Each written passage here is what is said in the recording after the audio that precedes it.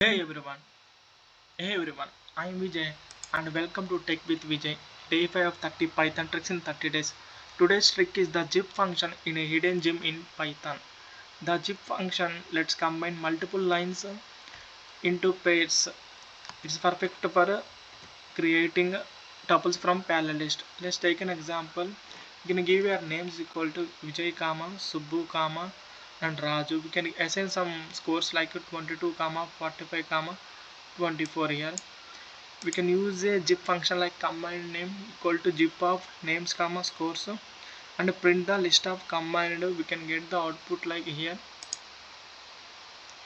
Here we get the output. You can also unzip using